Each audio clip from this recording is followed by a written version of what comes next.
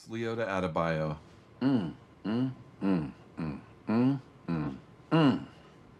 She's just a friend of ours. Oh, I'm sorry. Did I just accidentally sexualize someone that you respect as a friend, Economos? It's fine. Whatever. Well, it's just because I was thinking about tapping that ass, you know? It's weird they got you monitoring your own crew. They do that, you know. I know. Make sure your loyalty is first and foremost to the A. Argus. You having a crisis of conscience here, Economos? No. Is that why Bordeaux sent me to babysit you? I don't know, man. Look, I'm just doing my job like I do every day, okay? I don't give a shit. Of course not. You're ginger cool. Are you fucking kidding me? What's the deal with the parrot? That's an eagle. Hmm? It's a bald eagle. It's the symbol of America. Are you telling me you don't recognize what kind of bird that is? Okay, you obviously have not read my dossier. I have bird blindness. Bird blindness? I can't tell the difference between one type of bird and another. Okay, but a duck and an eagle are totally different sizes. Yeah, well, they look the same size to me, man. What about like a hummingbird? Tiny bird, incredibly fast wings, hovers. Yeah, see? Yeah, I only know about that because I read it. Yeah. To me, they look and move just like any other bird. Wow. Bird blindness. It's my sole weakness. Who's the nerd? That is Adrian Chase. He's just a friend. That motherfucker looked like he caught all the Pokemon. You know what I'm saying? No, I don't. Super nerd. Pokemon is plural, not Pokemon. Well, I'm sorry. Pokemon's grammar is not my bag, man. When you were learning that, I had 2 hot bitches sucking my dick.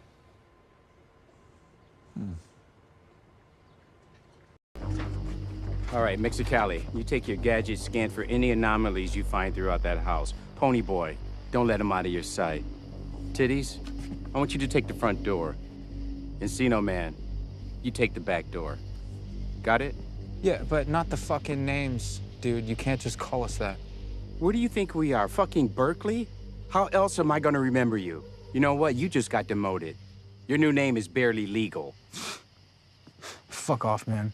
Okay, now it's Cupid doll. Keep it up. Fuck. Let's go.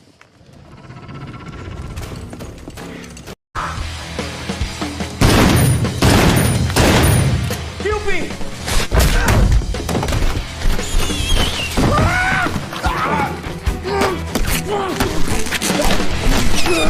Titties! Encino man! Get in here! I can't tell how big this thing is. Bart here with Tully Television. I want to thank all of you for stopping by. Hope today is the day we earn your subscription.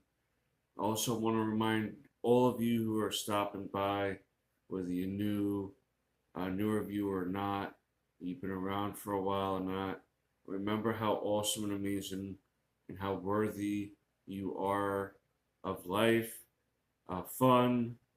This world has been getting crazy. And we have to take a step back, take a breath, and remember that this world has some fun left in it. And today's fun that we're going to be talking about is Peacemaker, Season 2, Episode 4. We're going to be getting into this. And the episode title to this is Need I Say Door? And you'll figure out why that's the title of the episode in a few. Of course, we have John Cena as Peacemaker. I've yet to see him in it, though. Frank Grillo as Flag Sr. Tim Meadows as Agent Langston.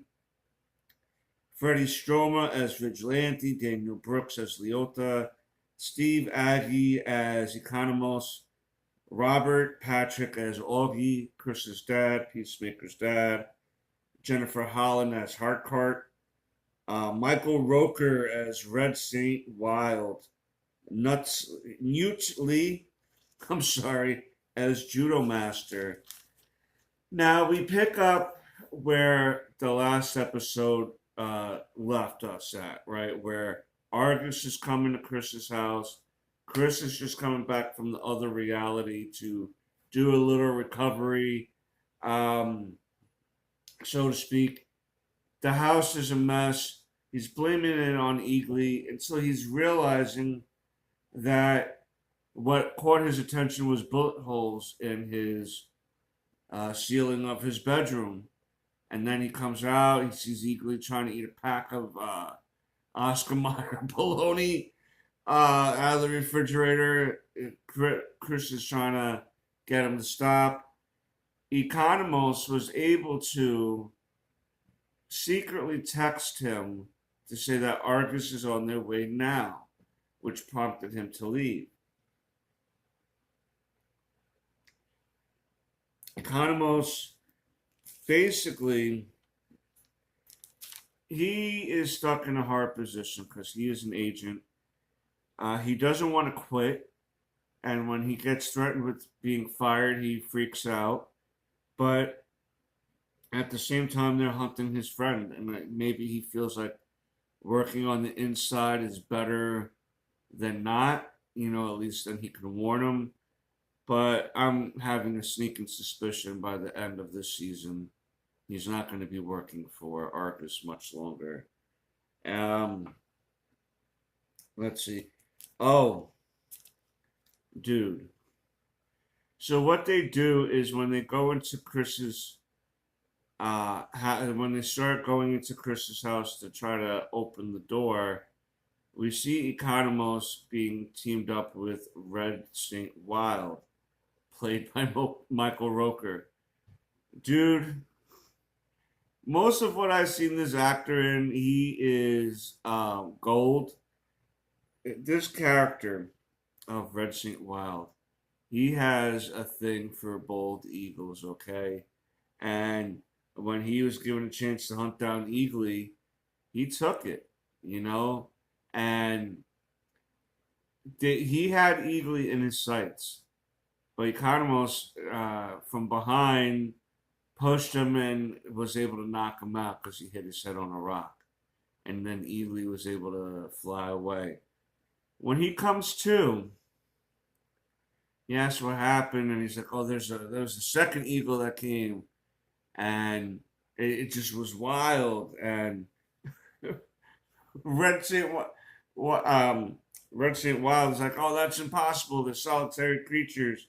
He was like, "Right, that's what makes it so wild or whatever, right?" And he believes now that Eagly is the primal eagle that can tell all other eagles what to do, and that's how that other eagle came to save himself. Eagly sent an eagle to attack Saint Wild so that he can be saved. He winds up having a little cut, like a cut in his forehead. He starts picking at it later. He winds up with his own blood making it, and this was near the end of the episode now, where he made an eagle image from his blood. He was doing some sort of ritualistic dancing around a fire. It's leading us to believe that maybe he does have some real power, because we see him in astral form after this ritualistic dancing being able to find Eagly. So maybe this man isn't as crazy as he's letting on, as we're believing, because we now see that he has some sort of powers. So I don't know about the primal eagle controlling other eagles. I don't know about that, but yeah. So it's interesting to see where that leads to. Eagly has an arch nemesis now. It's fantastic. Also, on the ride there to Chris's house in the van, the Arcus van, Judo Master and Economos gets into a little verbal dispute, because Economos kind of beat him in a way, and Not in a traditional way. He kind of like snuck up on him, but he still beat Judo Master. And Judo Master's holding on to that. He's real cranky about that. Langston, Tim Meadows' character, is such an idiot. He was getting tattled on by Economos, saying like to the agent in charge, "Oh, when you called, he was making faces and he was like and winked at me." And Langston was like, "No, like I winked at him to say like we're all in it together, right? Right? Isn't that?" And the whole van was like, "No, no one ever winks to the person and says we're in on it, right? Like that's why would you? You already know they're in on it. You know, you don't say it. You just turn and kind of like wink, and it's not from the person that you're trying to hide the situation from. I love Langston. The purposeful confusion of language, trying to get out of things. His bird blindness, which is the most absurd thing. Tim Meadows, best new side character this particular season. I want to get more into Chris and his story throughout this episode. In the beginning, Chris with Keith and their dad, but they were kids. They were hunting with their dad. There was something in the shrubs. The father shot at it. They approached it, and there was an alien begging to not be shot again, and he was carrying a metal briefcase. And Chris said to his father, "Don't."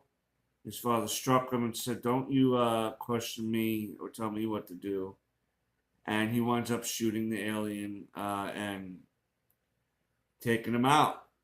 And then they realize that they're looking through.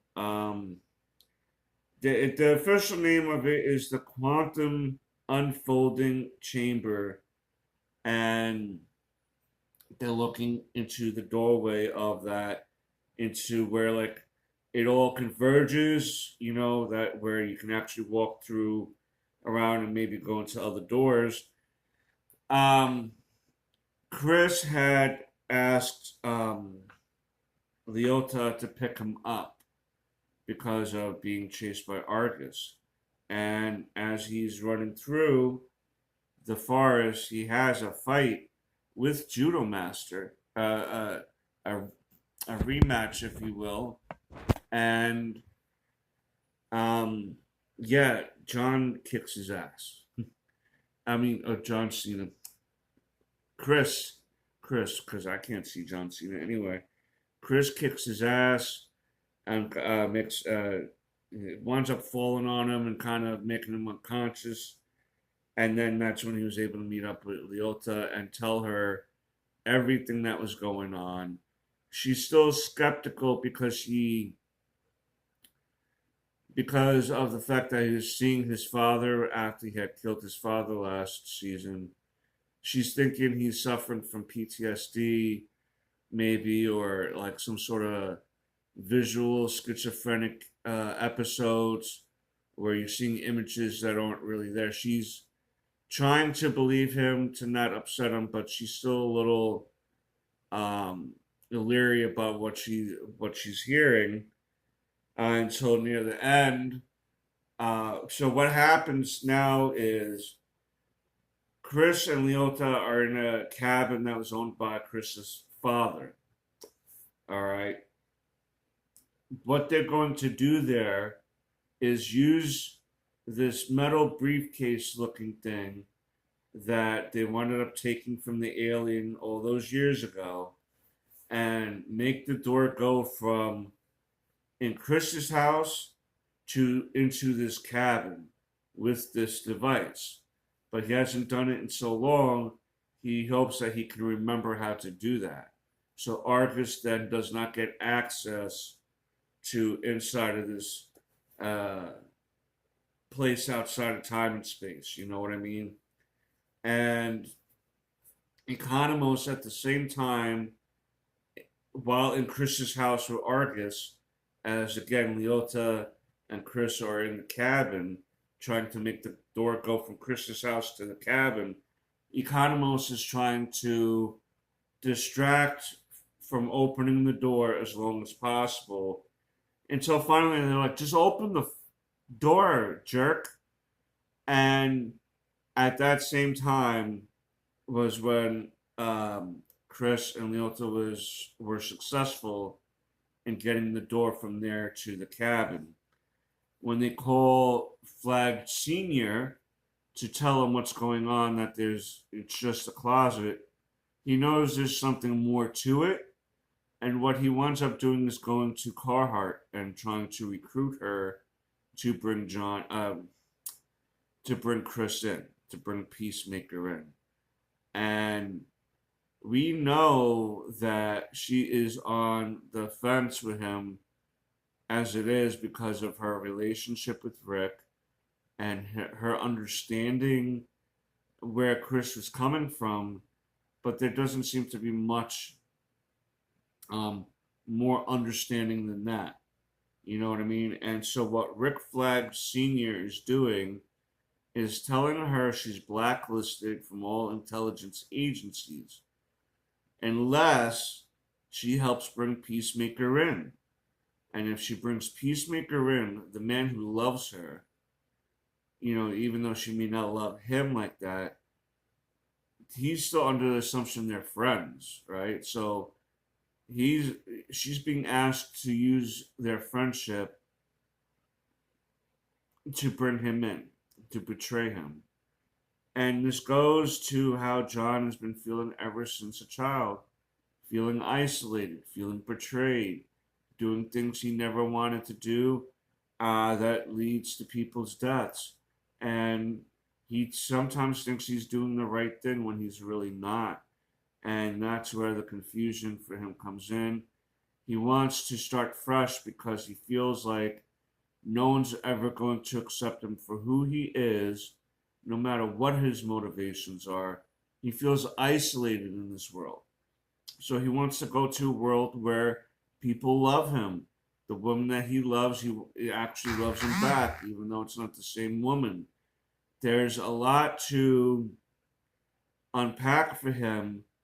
And Leota says, you know, running away from your problems, running away from what's going on, you're just going to carry it with you, whether you are in this reality or in another. Once they find out that that's not you, from that, you're already putting yourself in a predicament. And he's just not really caring. He's going to go to this other dimension and let it be. But before he does, he's going to call Harcourt, ask her to meet him. And she agrees. But with the Flag Senior conversation in play. So we don't know if she's going to turn him in or not. Do we know? Are we going to expect her to try to play along and do what Economos is doing and work from the inside, but really save Chris?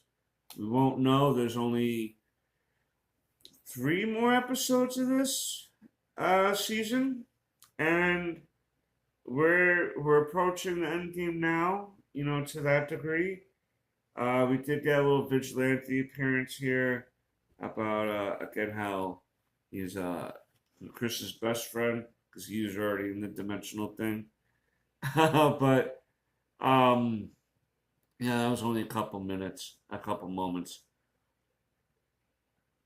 The one more scene I want to talk about that was wild. I forgot to mention it was when Red St. Wild was with Economos trying to hunt down Eagly. There was eagle droppings from Eagly. And this man put a flake of it in his mouth and could tell you the whole day's meals that he had. Oh, he had turkey, bologna. He shouldn't even be eating any of this stuff. And it's like, you see him crunching on some eagle shit. And it's really like, okay. I don't know where sometimes people come up with things. Yeah, so this episode was one of my more favorite episodes of the season. because now it's starting to really kick in for me, so to speak, on what Chris is going to do and what will happen once Keith and the father find out that that's not their Chris from that reality. Let me know what you think down below. And until next time, peace, Snippums.